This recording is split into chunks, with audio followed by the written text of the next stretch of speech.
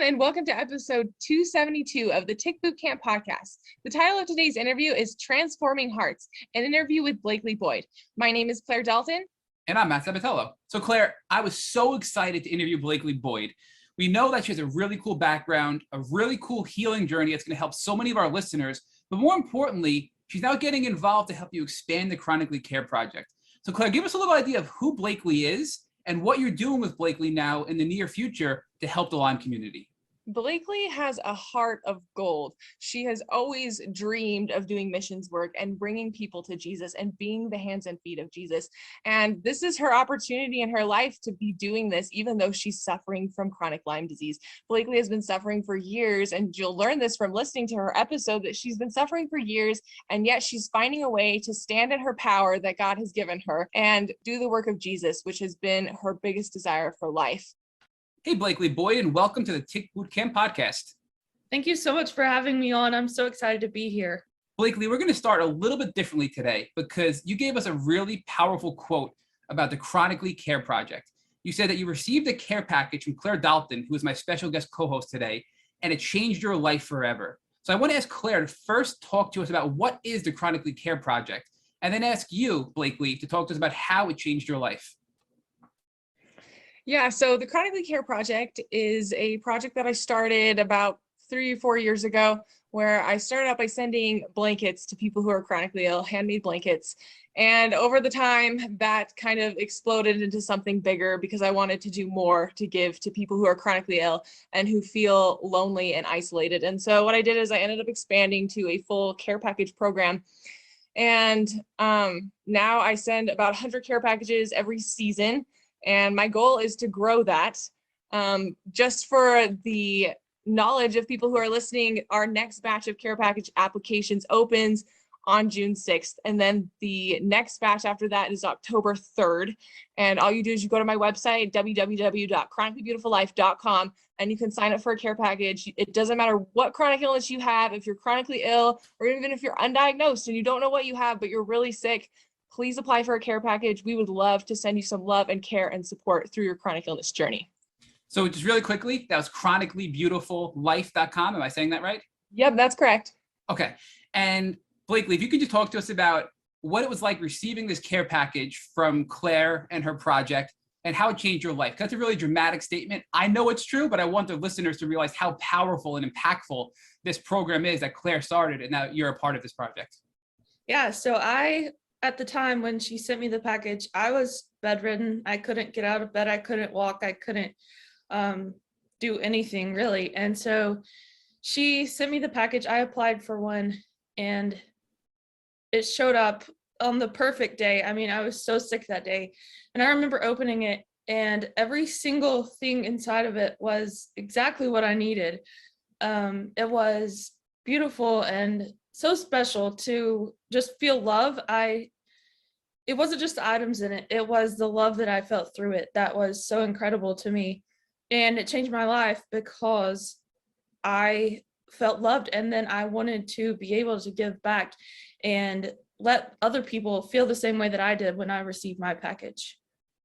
And I know our listeners can't see right now on the Zoom window, but you're wearing a really cool shirt that says the Chronically Care Project. I think Claire's wearing one as well. So you guys are like twinsies on here.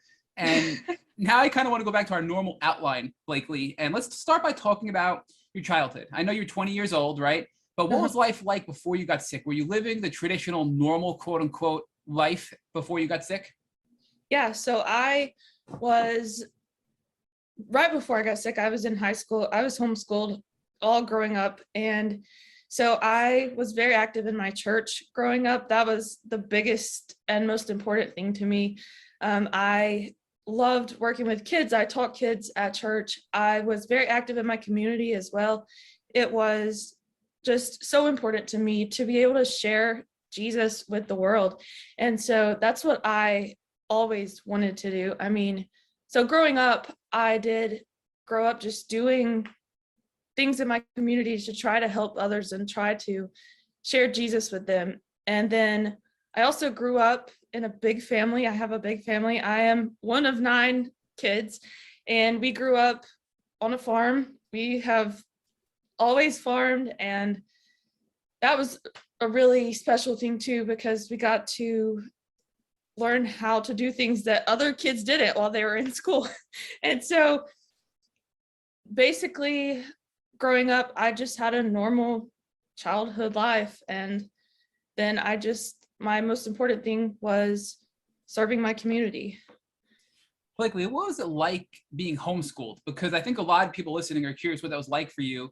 And did you have a social life? Did you have a lot of friends? Was it hard for you to communicate with others? Because for me, I made most of my friends in school. And then, you had these play dates. I'm dating myself here, but you had play dates, or you come out and play type scenarios when you get home from school. So what was that like for you? And how was it different than being in school in that experience that I'm used to? Yeah, so homeschool was amazing. And I mean, yes, people do say, have you been socialized? Like, do you have friends? Yes, you do have friends. And yes, you do have a social life. And for me, it was in my church. I've had so many friends in my church, and homeschool was amazing. And it was the most incredible experience of life. Do you remember ever being bitten by a tick when you were young? And were you aware of the risks that ticks presented to your health? So I did get bitten by a tick when I was about 10 years old. It was on my left shoulder, and I never got a rash, but I did have a tick bite. And at the time, we had no idea how important it was to take care of that. And so we did nothing about it, and my mom just pulled it off, and we did absolutely nothing. Blakeley, remind us, where did you grow up again? And are you still living where you grew up? Yeah, I grew up in Alabama, and I still live in Alabama. So you were bitten by a tick when you were 10 years old. You ripped it off. You didn't realize how serious it was until later on in life, correct? Yes. So walk us through the transition of being this happy, young individual who now is starting to get sick right before graduating high school. So actually, I got sick within this time span of one day. So I was totally fine one day, and then the next day I was bedridden and couldn't walk and couldn't see and couldn't do anything. Before I got sick, I was out on a mission trip just a few weeks before, and then I came home, and I did start having migraines all the time for about 2 weeks. And then the random migraines just totally turned into countless other symptoms within the time span of a day. And I was bedridden by nighttime, and I was totally fine that morning. So I'm reading Dr. Rolls's new book right now, and he talks a lot about stressors that contribute to Lyme disease becoming chronic and making us so sick. And you noted that you went on a mission trip, and as soon as you got home, you got sick. So were there any stressors, whether it was lack of sleep, whether it was emotional stress or anxiety about leaving home, or any kind of physical stress that you did on this mission trip that you think could have contributed to your weakened immune system, weakened cells, and allowed Lyme to take over and make you sick when you returned home? Yeah, so I did have a few things that I think may have triggered it, but mostly it was just general teenage life related. I mean, I don't think it had anything to do with the mission trip, but I did have a few triggers and stressors that were just general teenage problems. Well, give us an example. So can you share with us some of those teenage problems that you were having that you think contributed to your weakened immune system that led to Lyme taking over, making you so sick so quickly? Yeah, so one of them was that I was extremely stressed for absolutely no reason about taking a driver's license test. Like, I could not fathom the idea of me going to do that. And so that totally, I was so stressed about that. And I have no idea why to this day. But now that I look back, I think that it was probably because of the Lyme in my system that was causing that. And then I also had a good friend who we kind of had stopped talking and everything. It was just like problems that teenagers have. But I think you're making less of these problems, right? You having anxiety over getting your driver's license and taking that test. You were stressed and upset because it sounds like you lost a very close friend of yours. Is that correct?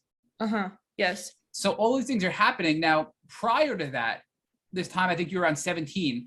Were you an anxious person? Were you a person who let things like that really have a deep impact on you? Or do you think that these were signs that Lyme was impacting your system and you were having worsened anxiety and extreme emotions because of Lyme disease at this time?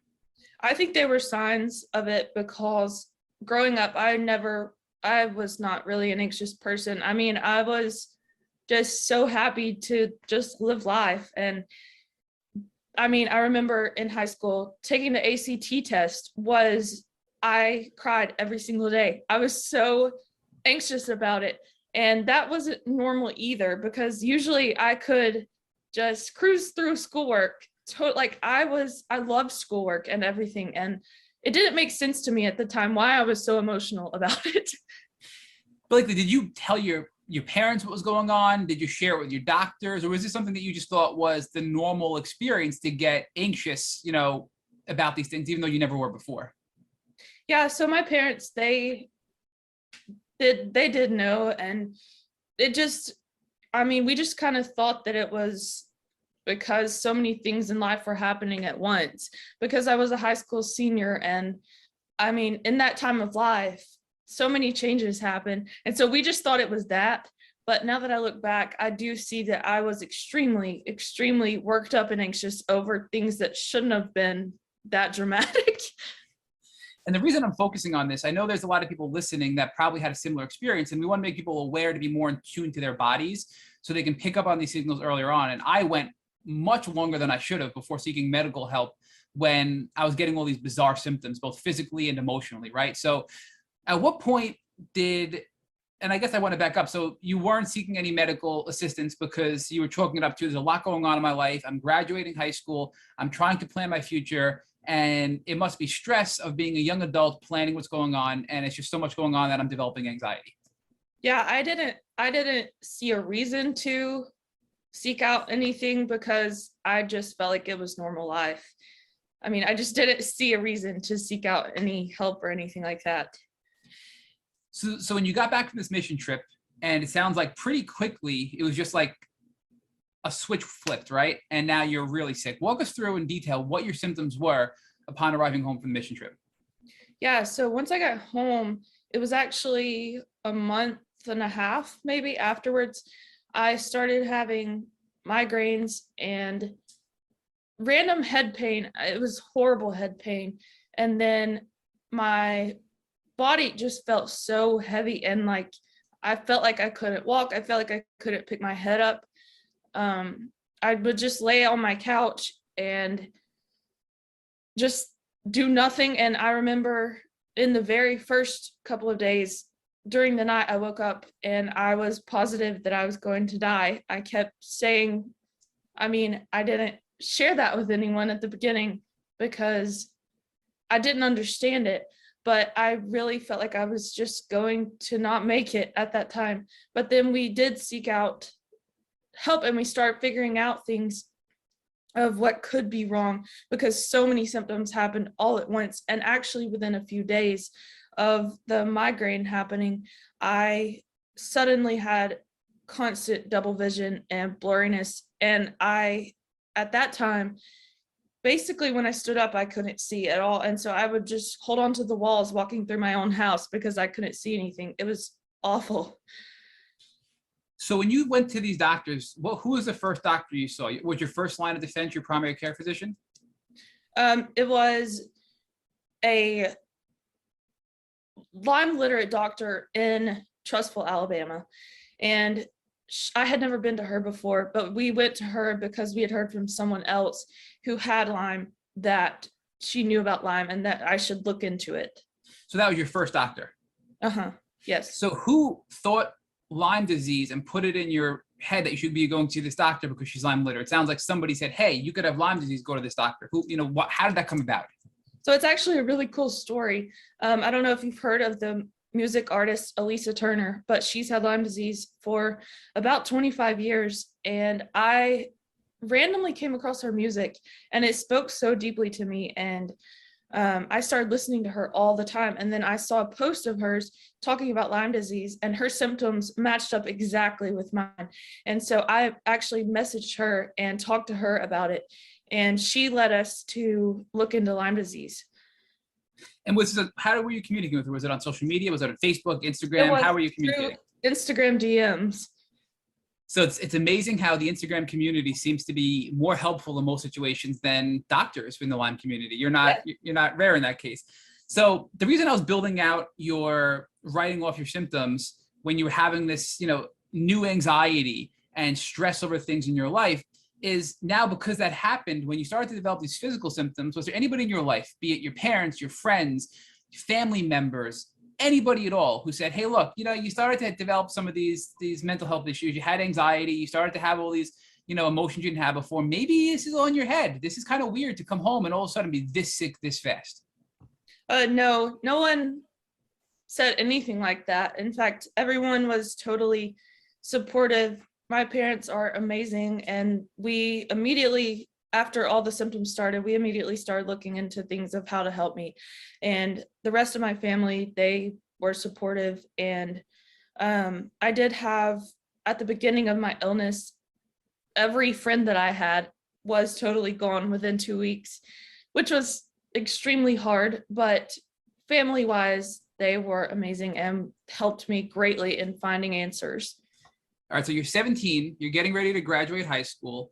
Your family's very supportive, but your friends within a 2-week window completely abandon you. So did they say anything to you? Did they make any accusations to you? Were they saying you were crazy? Were they saying anything hurtful, or did they just totally ghost you and not speak to you at all? Oh no, they said nothing. It was just basically, I was talking to them one day and the next day they had all disappeared, like every single one of them. So there was nothing said, and no, they just disappeared. But I do want to explore this more, because I know this is a very sensitive topic, but almost every single one of us have gone through this. Were you texting them and they weren't responding? Were you calling them, they weren't responding? Were you chatting with them on direct messages and social media and they weren't responding? Give us a little more detail about how all of a sudden they were just out of your life. Yeah, so there were text messages for a while, and then there weren't, and then there would be a phone call, and then there wasn't anymore, and then a few came to visit me once, and then they didn't anymore. And so it just kind of gradually fell off, and that somehow happened with every single one of them. And I know you had a pretty short diagnostic window, but during the time you didn't have a diagnosis, even once you had a diagnosis, do you think that it was hard for your friends to understand what was going on? A, because you didn't have a label, and then B, once you had a label, what's Lyme disease? What does that mean? Why is she this sick? And because it wasn't a disease they can relate to and say, oh, we're going to work with you because you can get through this. It was just hard for them to be there to support you because they couldn't understand what was really going on. Yeah, so it was a couple of months before I got a diagnosis, and it was within the first couple of weeks that they just totally disappeared. But in the time of looking for a diagnosis, trying to find a diagnosis, I had a lot of diagnoses that people had put on me, but I didn't really believe that they were true.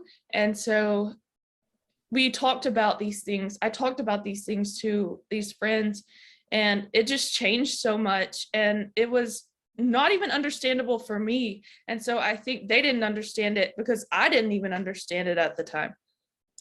Well, I know it was really hard at the time, but looking as an outsider now, you made your best friend Claire, and we have a really cool, fun, exciting story to share at the end about, your friendship, and I can't wait to get to that with Claire.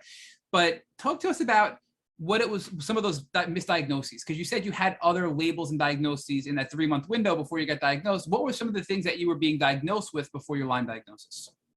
So I had, because of all my vision problems, I had a few MRIs, and I had lots of tests for my vision because it totally just, I was not able to see after just a day. It totally happened within a few hours. And so we went to all these tests and everything. Some of the diagnoses were, I was told that if my symptoms didn't go away in 6 weeks, that I had depression. I was also told that I probably had MS. Then a bunch of other people would throw things at me that just didn't feel right. And so I would keep looking into other things until I found Lyme disease, and that was it. The depression excuse. I'll call it, as Crystal Hefner calls it, a wastebasket diagnosis, meaning it has no value. The doctor doesn't know what's wrong. So if I can't figure it out, if you're not better in 6 weeks, Blakeley, then it must be depression, right? Because it can't be, I don't know what's wrong with you. It means you're crazy. So when that was said, it sounded like though you were so in tune with your body so early on that you knew I'm not just depressed. Maybe I'm a little, anxious and a little depressed because I'm sick, but I'm really sick. Is that true that you really were so confident in your body that you knew what was going on at that time? Yeah, I actually didn't at the time. My parents were the ones who really advocated for me. When I was in that doctor's office, this doctor told me that I had depression after 6 weeks if these migraine treatments didn't help. And my mom, she said she has never been depressed in her whole life. Like, she is so happy. And that was true. Like, I had never been depressed in my whole life, and all of the other symptoms made no sense with that at all. So it just didn't make sense. But give us an idea of some of the other symptoms, because I know you had a lot of issues. You talked about being dizzy, lightheaded, stabbing head pains, migraines, nearly passing out, losing your vision, blurred vision, double vision. But I know you also had these heart rate issues where when you stood up, your heart rate would be erratic, right? So to me, when I hear that, that's like a pretty clear indicator of POTS. And that's very common in the Lyme community. So before your Lyme diagnosis, were any doctors saying, well, that's odd. When you sit up, you have all kinds of crazy stuff going on with your heart rate. Maybe that's POTS, or maybe we should do a tilt table test, or maybe we should explore that further. Was anything done to explore what that could be? Yes, that was another diagnosis that a lot of people told me, that I had POTS. We were looking into doing more testing and stuff for that. But then just a few days later, it was when we discovered that it was probably Lyme disease. And so we just didn't go forward with that because they go hand in hand. They do. So I know Claire's going to jump in now too and ask you a lot of questions. I've been dominating. I'm sorry, Claire. But I do want to ask, so who was the name of your doctor that you went to that was recommended to you that is a Lyme literate doctor that ultimately diagnosed you?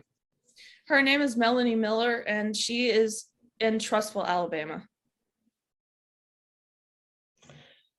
Awesome. Okay, Blakeley, I want to jump back for just a second, and I want to talk about your desires before you got sick and your goals and your dreams, because I feel like I've known you for about 2 years. We've been really close for 2 years. And before we get into all of your treatments and all that you've been through, I want people to hear about what your goals and your desires are, because that's a huge part of your transformation now. So tell us about where you wanted to go with your life after high school, before you got diagnosed and before you knew all this was going to happen to you. So when I was about 12 years old, I read this book about a missionary who was a missionary in England way in the 1800s. And after I read that, I totally had this feeling that I was going to be doing missions work and God's work for the rest of my life. And my number one desire was to be able to do missions work, to be able to do the work of God, and just to be able to serve those who need love and who need care and who need light. Yeah, that's amazing. As you guys come to know Blakeley, you'll know that she has a heart of gold. And I feel like she's always had a heart of gold, and it's just been able to grow and bloom over time. So Blakeley, okay, now we're going to fast forward back to where Matt left us off. How were you feeling about your goals and your dreams while you're in this place where you basically feel like you're dying and you don't even know if you're going to make it into your 20s or your 30s? How are you feeling about your dreams and your goals and your desires? So I, at that time, felt like I had totally lost any dream that I ever had. And in that time, I felt like I was barely breathing at the time. And so I pretty much just gave up all my dreams. And I didn't think that they were going to happen. And I couldn't even imagine them happening anymore. Yeah, I think that's a really common thing amongst Lyme people. I felt the exact same way. It's funny how our stories align together, because when I was about 18, that's when I got diagnosed. I felt the exact same way about all of my dreams. So Blakeley, tell us about your treatment journey. So what were the things that you started with when you got really sick? The treatment options that you started with? Yeah, when I first went to the first doctor that I went to, she put me on 3 very strong antibiotics, and I stayed on those for 10 months. And if there's one thing I could go back and change, is that I wouldn't have done that, because it just didn't work for me. I know it works for some people, but it didn't work for me. And that was the first thing that I did. Yeah, I think that's not uncommon either. Lots of people go on antibiotics and then they find that it doesn't work. So what came after the antibiotics? Okay, so after that, we decided that it would be better to go a more natural route. And so I started on herbal tinctures, which I did not do well on either. I would take 1 drop of something and totally be way worse for about 2 weeks. And it just didn't work out, but I did try that for a while. So explain to our listeners why the tinctures didn't work out. And I'm assuming you're talking about Herxheimer reactions. Explain to our viewers why that didn't work out for you. Yeah, so I would take 1 to 2 drops of something and it would make me feel so much worse, which is common with certain Lyme treatments. It would heighten my symptoms every single time. And then if I ever tried to go up on a drop, like increase by 1 drop, it was even worse. And so the Herx reactions were far too much for me to handle at the time. And so then I moved on to other things other than herbal tinctures and other than antibiotics. So what were those other things that you moved on to? So then after herbal tinctures, I started doing homeopathics, which have been the thing that has given me life back. I did the Desbios treatment kits. I did 4 of those for about 3 different co-infections and Borrelia. And those were the things that got me out of the bed and that got me walking and being able to do things in life. That's amazing. Explain to us which homeopathics were you using? I know you were using Desbio and things like that, the kits, but were there any like singular homeopathics you were using that helped with pain or nausea or symptoms that you were having? Any specific ones that you would recommend to people? So my number one that I never leave home with and that I always have beside me is Nux vomica. It helps me with nausea. I have a lot of stomach troubles and nausea. I'm constantly nauseated pretty much. And so that helps me so much. And then with pain, I use belladonna a lot. Those 2 are the ones that I would say are the most used ones in my toolbox.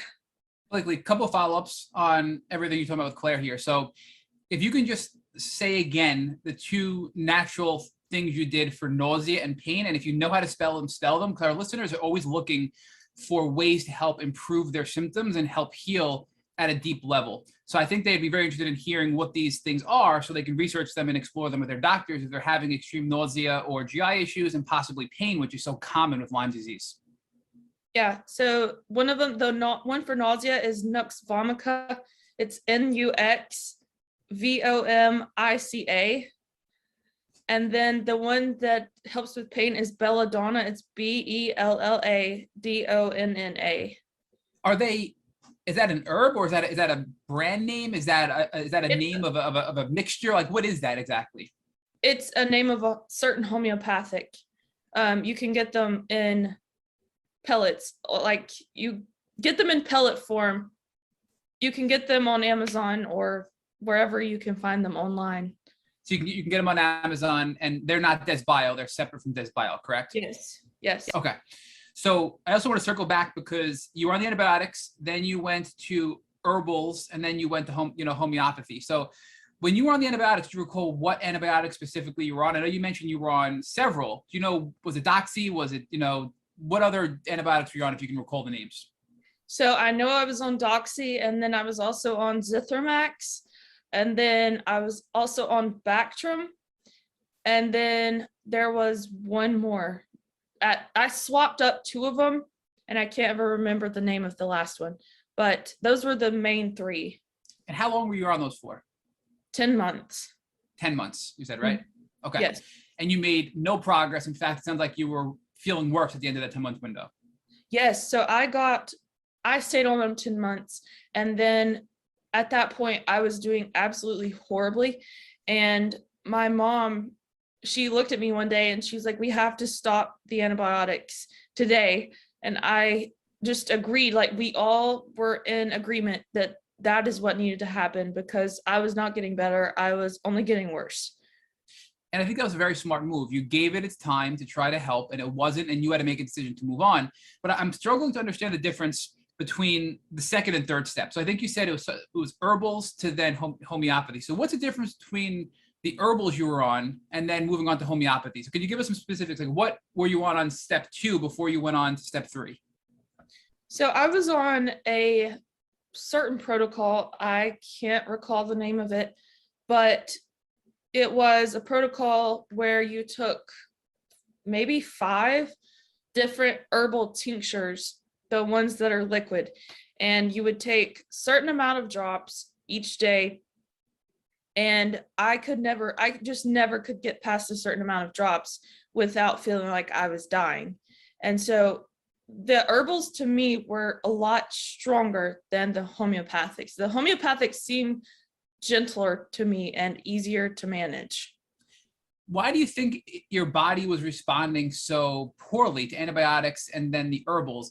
It sounds like, in listening to this, the herbals were very strong and very potent, it sounds like, and it sounds like the antibiotics were very strong, and possibly your body was just so compromised it couldn't react to such aggressive treatment, and probably couldn't detox the die off of all the pathogens. And if you weren't detoxing, you're circulating toxins and you're feeling worse. So I'm curious what your thoughts are looking back, knowing what you know now, why your antibiotic therapy and your herbal therapy failed and wasn't helping you feel better. I have had a major problem with detox, especially when I was on antibiotics and herbals. And we were learning about that at the time because we didn't know anything about this at all. And so as we learned more and more about detox, it got better on certain treatments. But I think looking back, if I knew how to detox back then, those treatments would have worked a lot better. Now, when you went to the herbals, it sounds like the herbals were very aggressive kill protocol, meaning antimicrobial, anti-pathogens, right? So the antibiotics are just kill, destroy your gut. The herbals you went on, it sounds like were herbals that were targeted for killing off a wide variety of pathogens. Is that correct? Yes. And at the time I was doing nothing for detox because I had no idea about that. So that did not help me at all.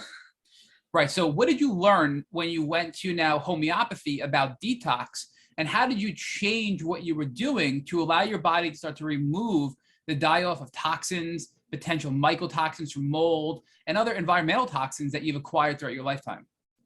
I learned a lot about detox because, like I said, I knew absolutely nothing about it. And I learned how important it was because one time I was so sick that my parents looked at me and they kept saying, she looked just toxic. And so we started talking to a bunch of other people who had Lyme disease or who had had it for years. And they are the ones who taught us about detox and which options to detox with. So you gave us your herbal recommendation, or I'm sorry, your homeopathy recommendation for being nauseous. You gave us your recommendation for pain.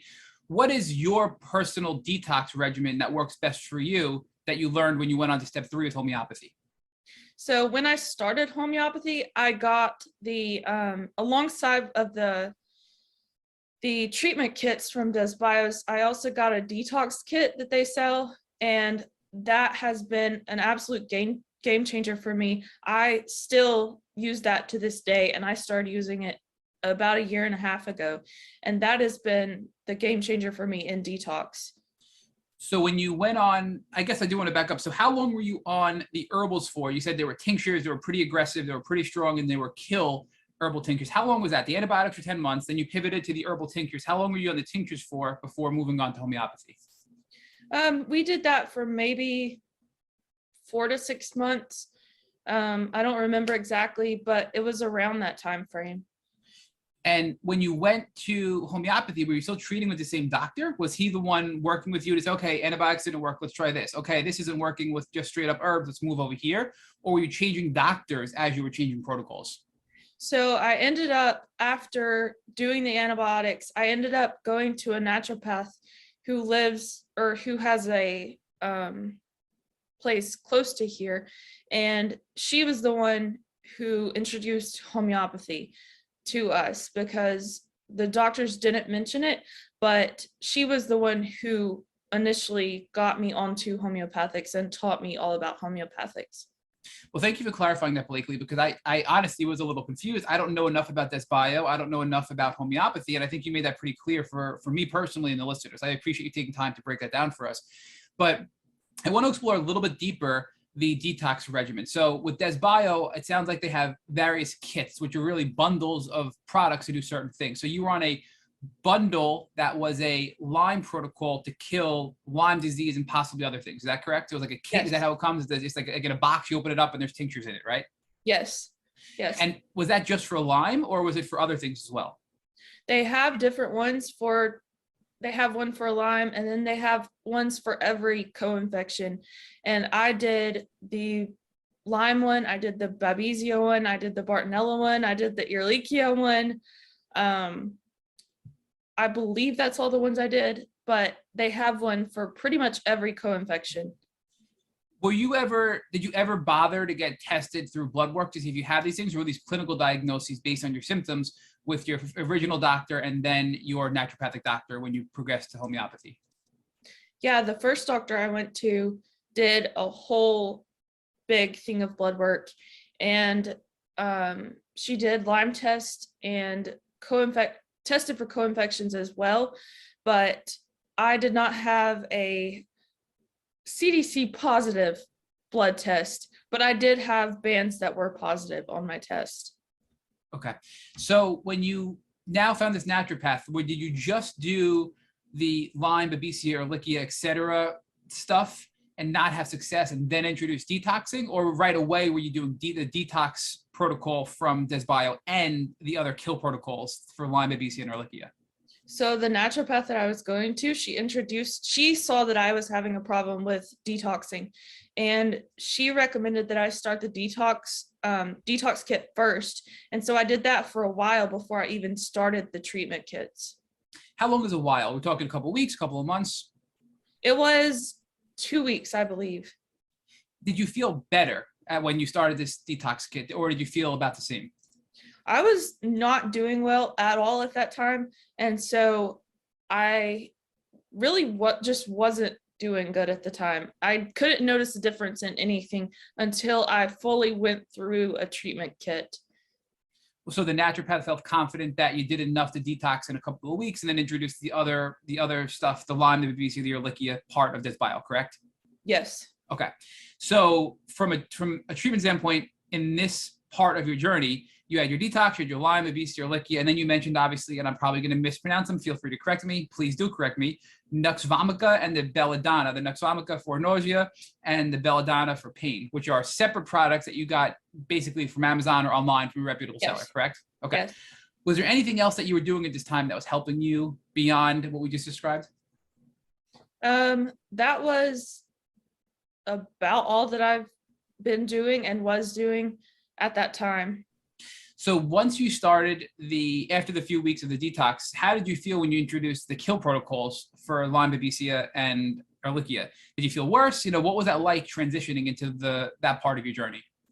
It's really interesting because up to that point in any treatment that I had done, I never could notice a pattern of anything. I was just constantly terribly sick and bedridden. But then once I started the treatment kits, I would take the treatment, and then I would feel terrible the next day. And then the next 2 days, I would be able to get up and walk around and do things. And that was the first time we ever noticed a pattern of anything getting better. Wow. So Are you still on the Desbio products today? I am on some of them. Really, I just go by how I feel and decide by that. So walk us through what this was like. So did you have any friends left at this point? Was there any social component? Were you so sick and your friends kind of walked away that you were just focusing on your health and not really thinking about socialization at this point?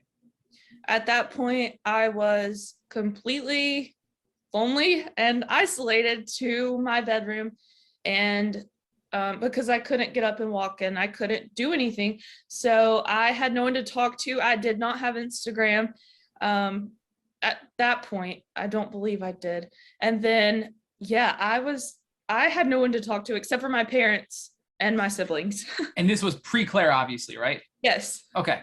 So obviously you're bedbound, you're homebound, but did this affect you neurologically? I mean, obviously neurologically, you had vision problems, so there's obviously a neurological component, but was there ever an impact with Lyme disease where it affected your ability to communicate, to think, to speak, etc.? Because that's very common with Lyme disease. Yeah, that's been one of my biggest things, is that if I'm ever in a flare or in a herx, that I feel like I can't speak, and basically I stare at a wall for however long it lasts, and it makes no sense to me when it's happening, but then afterwards everybody's like, you did not say a word to us for weeks. Well, you're being interrogated pretty much on this podcast. This is a very rapid style interview, and you're just very well with it and responding very well and very smart. So, I mean, it's kind of interesting to hear that you were at times where you couldn't even communicate, and yet you're on this podcast now and you're doing so well, right? So I think that shows how much progress you've made from your treatment journey so far. Now, so just to get an idea time-wise, so you were diagnosed, I want to just kind of, zoom out for a second. You were diagnosed, you got sick when you were 17, 3 months later you got diagnosed, did the antibiotics, 10 months, pivoted over to the herbs. That was about a 6-month window, I think you said, right? 6 months? Yes. Okay. Then you pivoted over to homeopathy, and that's what you're still doing today. And, this is the current part of your journey that you're at right now, right? Yes. All right. So give us an idea as to some of the progress you've made. We talked about obviously being bedbound and staring at a wall, not being able to communicate, and now being on this podcast and doing so well. But give us some other pieces of things that you're doing that you never imagined you'd do. And I don't want to do the big surprise yet. I'm not talking about that. So let's hold that off. All right. But just things, because people that are listening are like, well, I'm bedbound. I can't communicate. I'm staring at a wall. I'm light sensitive. I'm in a dark room. I'm never going to get better. And I felt that way. So give us some hope, how bad Bleakly was, and understanding that you're still treating and you're going to continue on to heal, to be symptom free. You're doing really good right now, Bleakly. So I want to see that contrast of where you were and where you are now to provide hope to our listeners. So I remember, well, there were some days that I couldn't even remember anything. And I would wake up in the morning and then it would suddenly be nighttime again. And it felt like I was in an endless hole of sickness. And I remember my mom, she would sit beside me for hours and she would tell me to tell myself that I was healing. And the biggest thing to me lately has been looking back and seeing her tell me that, and I never believed it. And then I think in the last probably 6 months, I have started telling myself that I'm healing, and that helps so much more than you could ever imagine, because I mean, I didn't think it was true. She was telling me, just tell yourself that you're healing. Like, don't tell yourself that you're dying. Tell yourself that you're healing. And I would just never do it. Like, I refused to do it because I didn't believe that it could happen. I was so down deep into this hole of, I'm never going to get out of here, that I would not tell myself that I was healing. But recently, in the past 6 months or so, I've started telling myself that, and I've been able to do things. The Chronically Care Project was one of the huge factors in me doing how I am today. I was very, very sick before I started doing it. And then last summer, Claire posted a post about needing donations, and I saw it. This is a funny story, but I saw it and I had just been in like a month-long flare. I was doing horribly. Like, I could not talk, couldn't move, couldn't do anything. And I remember seeing the post, and that was the first day that I was feeling better at all. And I suddenly had this idea, and I was like, I have to do this. I've got to do something right now. And so I start texting Claire, and I'm like, can I donate this? Can I donate that? And she's like, yeah, sure. And so then this is the funny part, but I made these car hanger things out of wood. And that day that I was still pretty sick feeling, I told my brother, I said, I've got to do something, and we have to go get wood outside to make these things. And everybody thought I was crazy because I like suddenly got up and I'm like, I've got to do something. So the Chronically Care Project has been extremely healing and incredible for me to be able to have things to look forward to. So I feel like it's a really important part of healing is having purpose and having a positive identity and being able to look forward to something and have enjoyment in your life. And it's really hard to do that when you're so sick, right? But you also talked about that pivotal transformation of, I'm going to die. I feel like I'm going to die and I'm never going to get better, to saying, I am healing, I am healed, which is what your mom was trying to do all along. And it sounds like that was a really powerful transformation for you. And it's been for me as well. But I know a lot of people listening are like, oh, you can't talk yourself into healing. And I get it, you can't. But it does, there is science behind the fact of what you think impacts your neurochemistry, impacts what happy chemicals or sad chemicals you're releasing, to keep it very simple, right? And if you're not doing things to look forward to and not in a happy state of mind, you're going to be putting your body in a position where it's preventing you from healing in the way you can. So do you think that you were almost, with those negative thoughts, putting your body in a sympathetic state of nervous system and preventing your body from really healing to its truest potential? At the time, I felt so hopeless that I just didn't see myself doing anything at that point.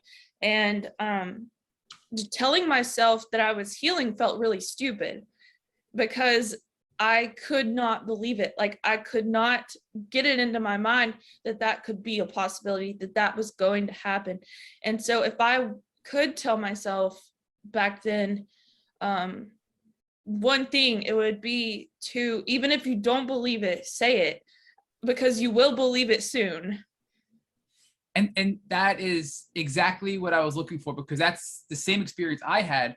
And what I want to add to that for our listeners is, what risk is there to start to have that mindset? Try to, even if you don't believe it, keep telling yourself, I am healing, I am healing, I will heal, my body is strong. I mean, this is a Lyme hack given to us by Cassidy Colbert, who was one of our earliest, almost as early as Claire, friends. And she did a brilliant Lyme hack where she said, I for years thought my body was working against me and I hated my body. I wanted a new one. I wanted to exchange it. But then I realized my body is strong. It's fighting for me. It wants me to heal. And that was a really important moment for me, because I believed it.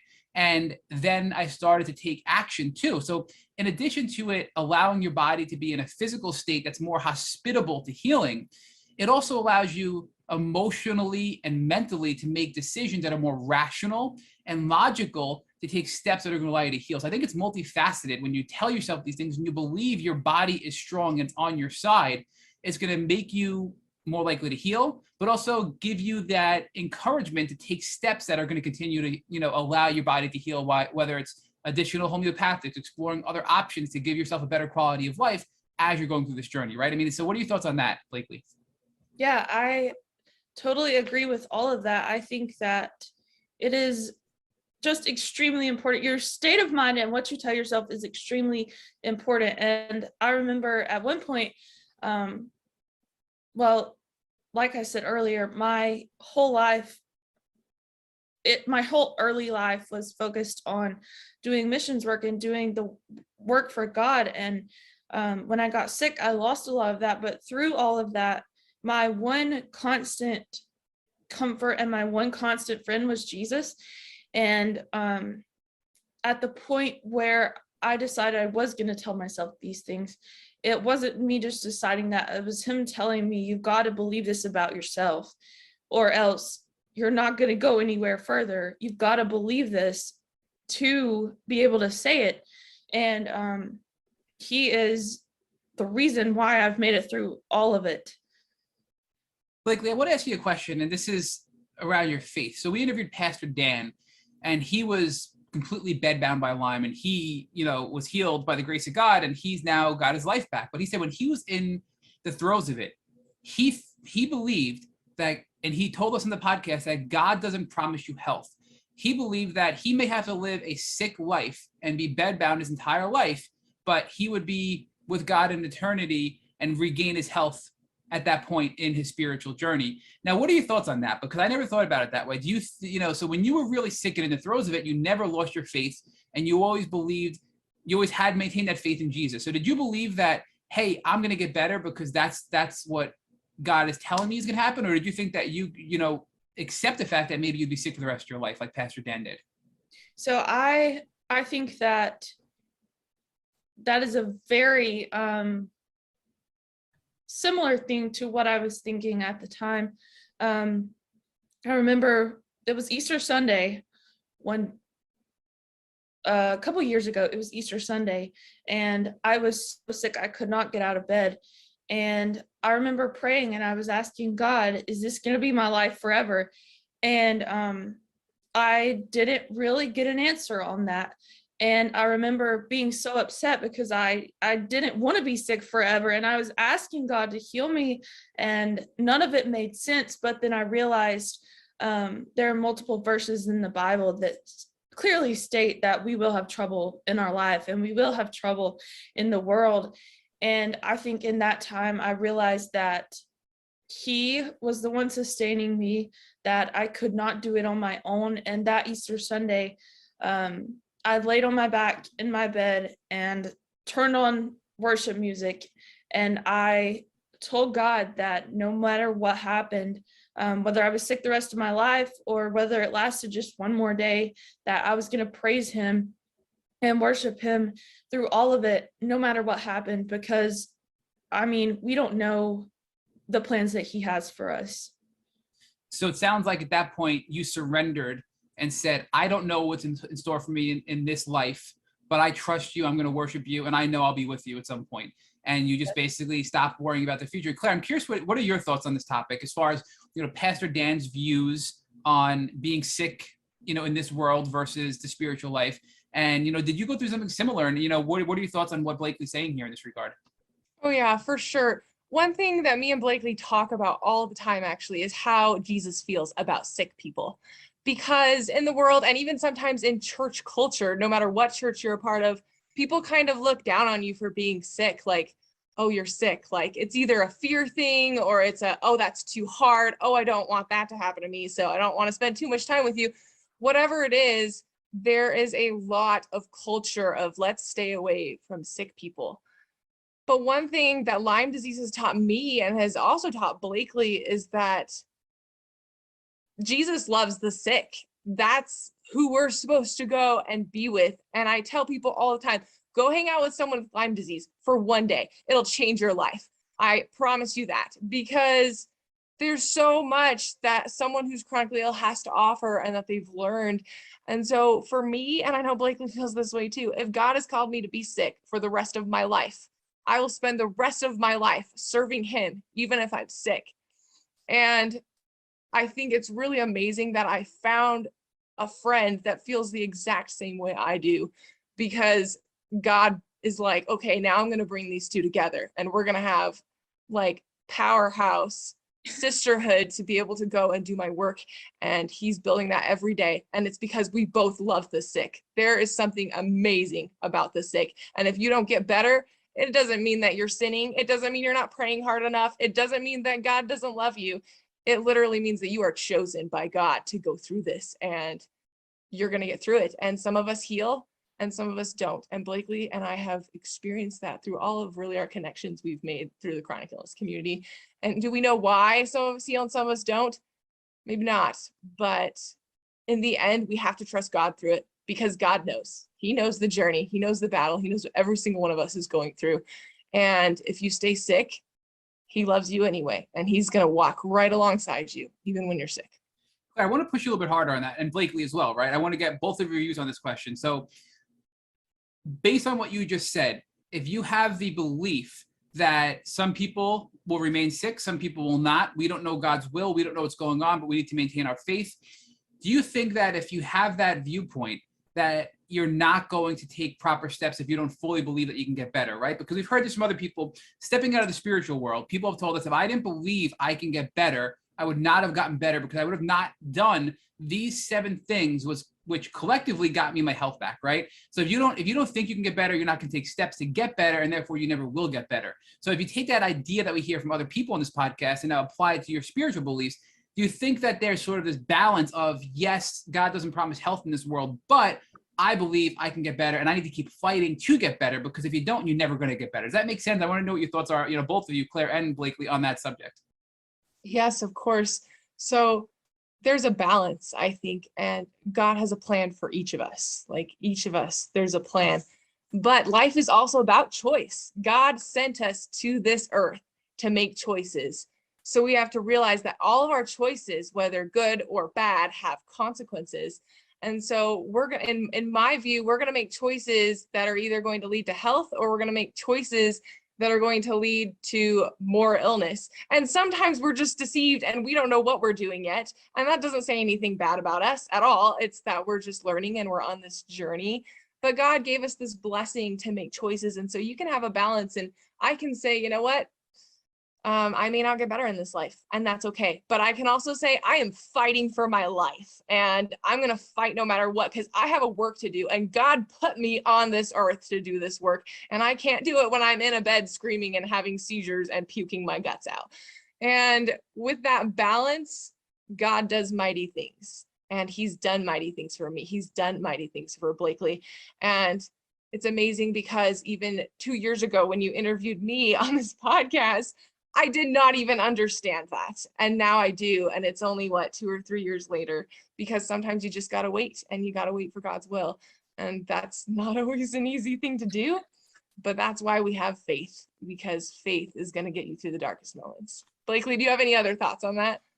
Yeah. So my thought on that is that if you do believe that God has a purpose for each one of us, I believe that you don't just give up in spite of that. You fight as hard as you can fight, and you look for the things that you think are the next steps. You do not just sit back and be like, oh, God says there are going to be hard things in this life, so I must just have to go through this as difficultly as possible. No, I think you have to fight and look for answers in the midst of that. And there is a balance. Like Claire said, there's a complete balance in that. I really think it's important to know who you are through this battle. I'm learning this myself, and I know Blakeley is too, is that this balance comes when you know who you are, and you know that you're God's child, and that God has a plan for you, and it's mighty and it's powerful. And I really hit a blank in my healing journey when I didn't really know who I was. And now that I know who I am, and am I still learning who I am? Yes, of course. But now that I have more knowledge, God is showing me more and more and more that I can heal, and that I've got this, and that I have a mission, and that he is right by my side, fulfilling this mission with me and sending me the people that I need to fulfill this mission. And that's how I really reached this balance, to be like, hey, I can be sick. I submit to you. I've got this, and you've got this, and I know that, but also I can heal too. I can do that. I can have both beliefs. They can coexist. What I'm hearing here is, Blakeley, I'm curious. So when I was really sick, my grandmother was a pastor, and she would always tell me, I always struggle with this balance too, right? And she would always tell me, Matt, what the scripture says you have to do is do all you can do and then just stand. And I wish I remember where this came from, but she would just tell me this all the time. And what she meant, what that means is do everything you can do in your human power, everything that you are able to do as a human being. Do all the right things, and then beyond that, put your trust in God and don't worry, and put your faith in God. And that's how you're ultimately going to enjoy this life and heal in this life. I mean, do you think that's really a way to sum up what you're describing here, Blakeley, with Claire, that do all you can do and then just stand and put your trust in God? That's what I'm hearing from you guys. Yes, I think that is totally what I'm saying. And one of my favorite quotes is, you do your best and let God do the rest. And I think that's very similar to what you just said. And I think that is one of the most important things to understand. I So think we really, I think we Sorry, really Claire. have, no, you're good. I think we really have to remember what it was that Jesus did for us on the cross. Like, we are supposed to do our best, but in the end, we aren't enough without him, because he died for us on the cross, because he suffered in Gethsemane for us. He knows exactly what we're going through.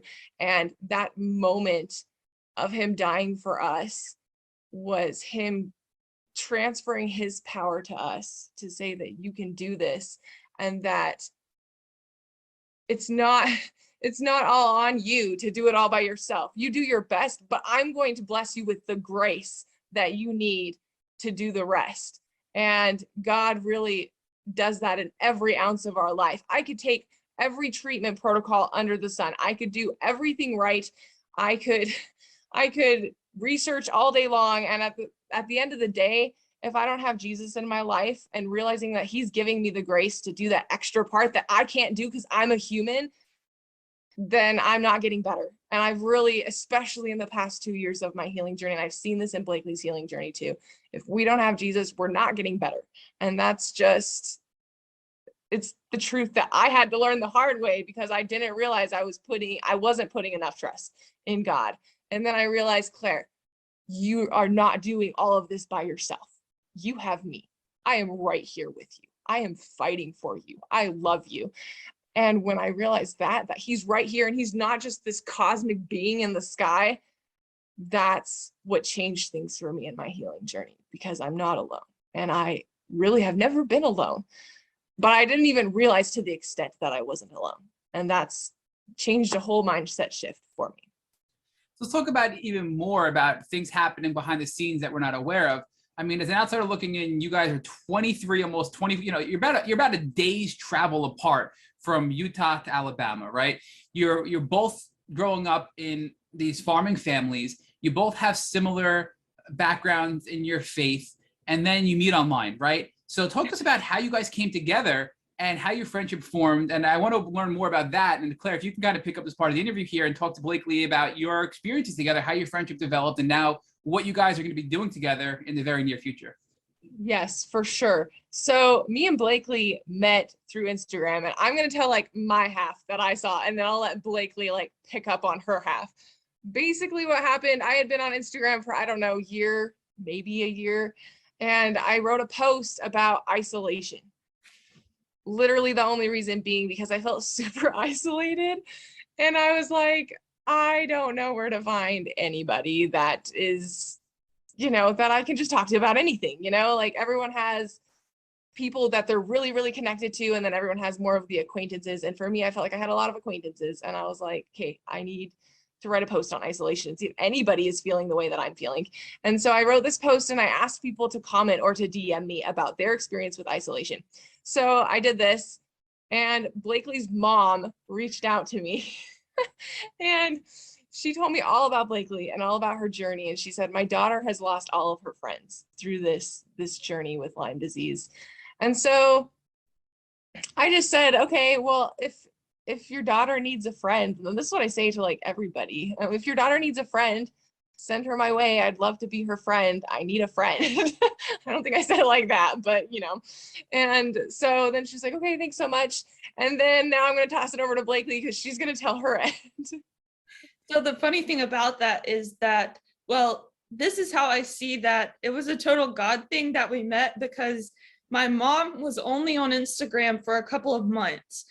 And so it was really random that she came across Claire's page, because like I didn't follow any chronic illness accounts. She didn't either, but she randomly came across Claire's page one day, and then she messaged her, and she comes in my room and she tells me, I messaged this girl on Instagram and told her all about you. And at first I was mad. I was like, why did you do that? You should not have done that. I would have done that if I wanted to do that. Why did you do that? So she's like, I did not message her back like for a couple of days. And then mom kept saying, she's like, I think you should message that girl that I told you about. Like you really should talk to her. And I was like, okay. So finally I did. And at first we kind of, we had just gotten new puppies, both of us at the same time. And so I just messaged her and told her basically that I liked her puppies and I thought they were cute. It was a really odd message. And so she responds, and then it kind of, after that just happened, like we didn't really have to do anything. We just really connected. It's true. We really did just click. And just to preface this too, me and Blakeley both had a lot of trust issues when we first met. We were both at this point where we just felt like there are no good people left. Like, where are they? Because we had been burned by so many people in our Lyme journey. And both of us felt like there's no good people left. So we were both going into this with trust issues, thinking, whatever, this is just going to be like, we'll talk for a few days and then we'll never talk again. But it didn't work out that way. And so basically our friendship bloomed. And for me, it's really amazing because through my Lyme journey, I have lost my relationships with all of my siblings. And God gave me a sister through this that I never even knew I needed. For me, I never prayed for, a friend. I always prayed for like, I don't know, I prayed for like a husband or something like that. But God knew, you're not ready for that, Claire. I'm going to send you a sister because that's what you need. And so that's what he sent me. And I know Blakeley feels the same way. So Blakeley, tell us a little bit more. I know you got a little bit into the Chronically Care Project and how you got involved with the Chronically Care Project. I just want you to highlight, what do you do for the project? Because people always see me. I'm like, no, there's so many people involved in this project. So highlight yourself for a little bit and tell us what it is you do for the project. So for the past year, since I first got involved, when I first got involved, I was trying to come up with things to donate, and it was just really random. Like, I just wanted to have something to do. And so I made some things, and then I decided to start sewing again. When I was a kid, I loved to sew, and I would just sew for a hobby, but I hadn't sewn for years. And so I randomly pull out this old sewing machine that I got when I was like 10 years old. And I start sewing all of these items. And then for the first batch that I worked on with Claire, it was really funny because I sewed 200 scrunchies and about 25 pillowcases, and then some other little things on that sewing machine. And it was so funny because it broke like every 5 seconds, but I was like so determined to do this and to be able to make the items that I just kept going with it. And then so I sew for the project. I sew a lot of the items that you see in your packages. And then I also make other items that are not sewn items. I make quite a few of the items that you'll see in your packages. It's just been really special to be able to do that. And you do see Claire, but there are a lot of people behind the scenes doing things and working on it, which is really, really special. Yeah, it's really true. And Blakeley makes all kinds of things, pillowcases, dog leashes, crayons, all kinds of things that she's come up with just on her own time. One thing about Blakeley is I've never had to ask her to do anything basically for the project. She's always just like, Claire, can I do this? And I'm like, yeah, of course you can do this. She's always just so jumping into whatever needs to be done. And Blakeley is such an ultimate example of Jesus to me because she never asked, let me know what I can do. She never says, let me know what I can do. She always sees a need and she fills it. And that's what she's really done for the project. She sees a need, or she sees something that I need help with, and she just jumps in and she does it. So Blakeley, give our listeners an idea of where your health has been while you are doing all these things for the Chronically Care Project. What have your symptoms been like? How are you feeling? So last year, when I first started working on the project, I was not doing well. A lot of the time I would be laying flat on my back in the bed, working on things, which was hilarious. But that's pretty much last year, and then this year working on it has been so much better. I do have symptoms, and basically I call my days roller coasters, because you never know what you're going to get from this 10 minutes to this next 10 minutes. And so it's really a roller coaster, but I am doing better than I was before. And I do have symptoms, but I think I just know how to manage them better too. Yeah, for sure. So Bleakly, give our listeners an idea of how do you keep going through, you're doing so much for the Chronically Care Project. I mean, it's a lot. It's basically 50-50 between the two of us. Like, Bleakly does not fall short in anything she does for this project. Tell the listeners how you keep going. What is it that keeps you going when you're dealing with all of your health? You have a hard time seeing. Sometimes you're straight up in the bed for weeks and you can't even move. What keeps you going? What motivates you? So when I first started working on it, what motivated me then was just being able to do something.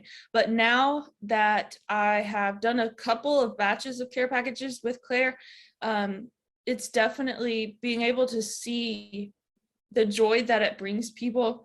I've gotten messages and just heard so many people's stories of how their care package impacted them.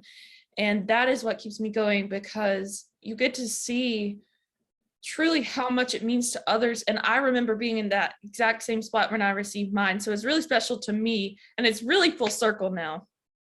Yeah, it is full circle. So, Bleakly, tell the people what your next step is. What are you doing to help me to grow the Chronically Care Project and just to heal yourself? What's your next step? What's your plan? Okay, so this is crazy. But in just a few days, I am going across the country to be with Claire, to work on the project with her. And yeah, I am going there and doing it, and that's what's happening. Okay.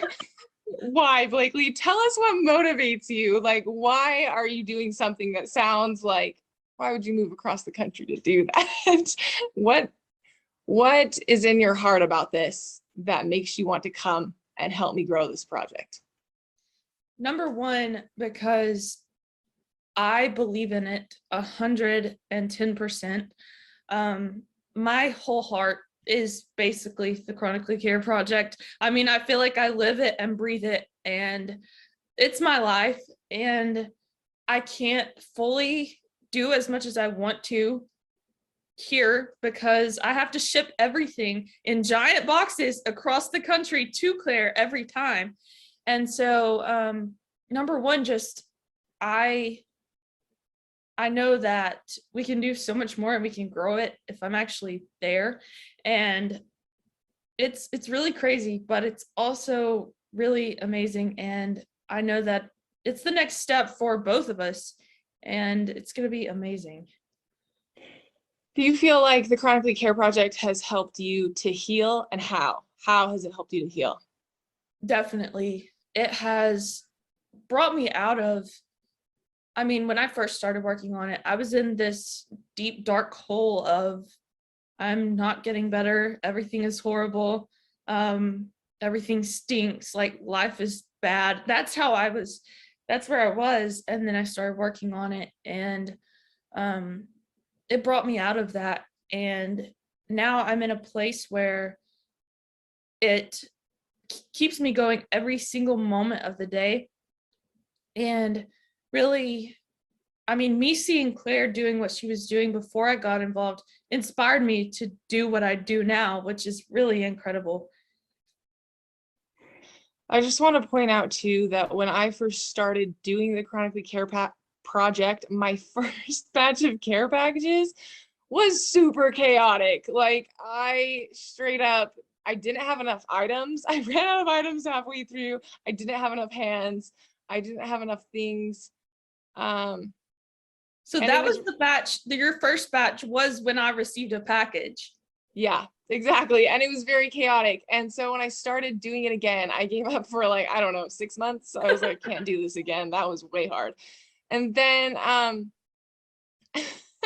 when I first launched inquiring about donations, I was just planning on doing like these little bubble envelopes. I was like, I'm just gonna make like 100 of like 4 different items, and then I'll just do little things.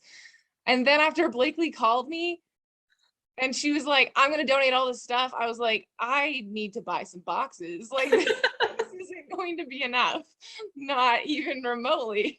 And so Blakeley has really been a huge outlet to be able to grow this project. And now, I mean, if you guys follow my page, you can go and take a look at people's care packages and see how full the box is. And my mom made a comment the last time, she's like, it's like a treasure chest. And I was like, that's what I want to do for the rest of my life, is send people treasure chests of love and support and help. And that's kind of our goal now. And I just want to remind everybody that if you are interested in receiving a care package, June 6th is when care package applications open for the next 100 care packages. And then after that, if for some reason you don't get a chance to hop on and apply, they open again on October 3rd. Go to my website, www.chronicallybeautifullife.com, and you can go and apply for a care package. Blakeley, I just want to ask you a few questions about the Chronically Care Project. Let's talk about the project so people can help us get involved. How has the project changed your life, Blakeley, and how are you seeing it change the lives of others? It's changed my life by, first of all, me experiencing the love that I experienced from my package, and then also me seeing other people receive what I received has also changed my life, because I feel like when they receive a package, they're not receiving a package, but they're receiving the love of Jesus, because we pour the love of Jesus into absolutely everything that we do. And that is how it's changed my life, just by seeing and being involved in it. Yeah, for sure. Tell us about some of the miracles that you've seen throughout this project. I think talking about the miracles is one of the most inspiring things in the world to me. I'll go back and I'll read about the miracles that I've written down in my journal, and it really makes me want to keep going, just in my Lyme fight and in this project. And I think you feel the same way. So tell us about some of the miracles. Maybe you just pinpoint like your 2 favorite miracles ever and share with our audience that. So one of them, I talked about earlier, how the first batch, I was totally unprepared. I was using a sewing machine from back when I was 10 years old. It broke like every probably 2 minutes. I had to become a sewing machine repair person as well as a seamstress sewing things. And something really, really incredible that I will never forget is that I tell this story, aren't you? Yeah, I was so sick one day, and I get this giant box in the mail, and my family opened it in my kitchen, and then they bring it into my room and throw it on my bed, and they're like, "What did you order? Did you order something? What did you order?" And I was like, "No, I did not order anything. Like, I did not order anything at all." And so I opened the package, and it is a sewing machine, like brand new sewing machine that I so desperately needed. And I had no idea where it came from, but this is another way that you can see into Claire's family's heart too, because they did that for me, which was incredible. And I will never forget that. That was a miracle to me. And I think through that, we've been able to see even more miracles happen, which I say the number one miracle of the project is God's provision, because anything we ever need, he provides it, even when we think it's not going to happen. And I mean, Claire has texted me so many times and called me when she's packaging packages. She's like, "I don't know if I can finish doing this." And I'm like, "Nope, God's got it. He provides it." Then he does every time. Yeah, he really does. He provides every single time. And there are so many people involved in this project. It's not just me and Blakeley. There are lots of people behind the scenes helping us with this project, providing us with what we need. And it's literally everyone from the people who are getting better and making a go at their lives to the people who are bedridden and literally making things from their bed. And Blakeley, I want you to tell people the story about Megan, because that's something people need to hear. And I'll jump in when I feel like I need to, but oh my gosh, she was a miracle all within herself. So tell them the story. So I got on Instagram a little over a year ago, and I started to meet people on there who had chronic illness and things. And I met Megan on there, who is a beautiful soul. I truly believe that she was an angel. And so I talked to her a lot, and she was so sick, like extremely sick, but every batch would make 100 cards. Like, she would hand make cards every time. And seeing her do that was so beautiful. And just seeing, I mean, she's just one example of the people who pour absolutely everything they have, all the strength that they have, into the Chronically Care Project. And I just want to jump in there too. Megan, she made 100 cards for this batch in June. And Megan was really, really sick. And she kind of knew that she was passing away and that she was getting closer and closer to going back to Jesus. And so she made 200 more cards for the October batch. And Megan passed away the day that I got them in the mail. And it's kind of that question of, if you knew you were dying, what would you do? And to her, it was about giving love to those who were chronically ill. That's what she would do if she knew that she was dying, and that's what she lived. That's what she did in everything. Yeah, and everything she did. And so now I have these beautiful remembrances of Megan and her beautiful, pure spirit to put in these care packages. And I'm probably going to just cry every time I put one in there, because she was such a beautiful spirit. And me and Blakeley miss her so much. But Megan is just a tiny example of, I don't know, maybe hundreds of people now who are suffering to no end. And yet they're sitting in their beds and they're knitting, or they're making cards, or they're coloring something, or they're creating beautiful photos that they're framing, or they're sewing. And that's a really beautiful thing that God has created through this project. It's not just the project. This isn't about what Claire has done or what Blakeley has done. This is about what God has done. And we just want everyone to know that anyone can jump in at any time. We are always accepting donations year round now, so that we can grow the project. We're doing 3 batches of care packages this year, and next year we're hoping to do 4 or 5. Donations are always open. We're always looking for opportunities to partner with businesses or people who would like to offer financial donations to us to help us with our shipping costs and our cost of materials, because me and Blakeley would like to keep making things as well. So financial donations, it's always open, and then donations for items as well. So anybody who wants to jump in, please jump in at any time. We would love to have you be a part of this beautiful thing that we've created to send love and care and hope and support to the chronically ill, because it's needed. Me and Blakeley have felt that isolation, and I know we are not the only ones who have felt that isolation. And so please jump in at any time. You can DM me. My Instagram is Chronically Claire. Blakeley's Instagram is Making Lemonade. Look us up on Instagram, DM us anytime. Any ideas you have, sky's the limit on what you can donate. As long as it's not breakable or edible, we're happy with it. I know everybody who receives is happy with it too. So any other thoughts or comments you want to make, Blakeley, about the Chronically Care Project?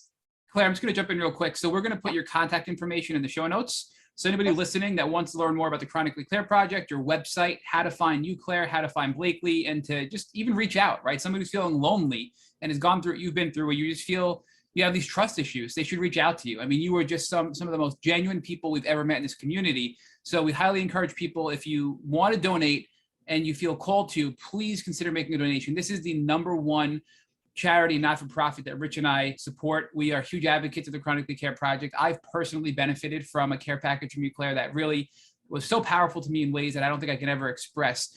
But we just want to make sure people understand how powerful your project is.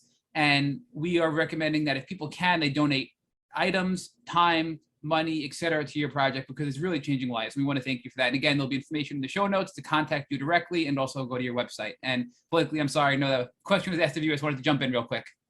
Oh, no, you're good. I mean, Claire said it very well, and she explained everything, and I agree with everything she said. Thanks. Thank you, Matt. Thank you for supporting the project. Thank you, Bleakly. All right, Bleakly, last question. So you've had this journey, and it's been, I know you're not all the way better yet, but I mean, I've walked this journey with you a big chunk of it, and I've seen you be transformed. I've seen your already huge heart grow into something even bigger and more beautiful than it was before. So tell our listeners, what is the number one thing you would tell people that is going to aid in your healing journey, whether that's a treatment or whether that's something spiritual or anything? Number one thing you would say, what would you recommend to the people who are trying to heal from Lyme disease and in your exact same place? My number one thing is to never stop trusting Jesus, to lean into him, to get to know him more, because through your suffering and through your pain, if you will just try to get to know him more, I mean, it will absolutely change your life, and it will heal you, and it will bring you joy and light, and it'll bring you more blessings than you could ever had imagined. Yeah, that is so golden. So golden. I totally agree with Bleakly. I am a huge advocate for Jesus. I always tell people you can take all the protocols in the world, come to know Jesus. He'll really guide you. Thank you so much, Bleakly, for coming on the podcast. We have so enjoyed interviewing you and getting to know you and talking about the Chronically Care Project. It's been wonderful. Thank you so much. Thank you so much for having me. Thank you for listening to the Tick Boot Camp interview with our guest, Blakeley Boyd. To our listeners, we have a call to action. First, if you'd like to learn more about Bleakly, please visit her Instagram at Making Lemonade. Second, if you've enjoyed this episode of the Tick Boot Camp podcast, please share it with your friends on social media. Third, Tick Boot Camp has created a Tick Bite blueprint that has been inspired by the information that has been shared with us by past podcast guests. We urge you to visit our website at tickbootcamp.com/bite to view the blueprint. Fourth, don't forget to subscribe to this podcast on Apple Podcasts, Google Podcasts, or Spotify to get your automatic episode update of our Tick Boot Camp podcast. Please take a minute to leave us an honest review on your podcast platform of choice. And finally, if you'd like to search our podcast library of over 250 episodes for specific keywords, subscribe to our email list, or share feedback, please visit our website at tickbootcamp.com. Thank you, as always, for listening.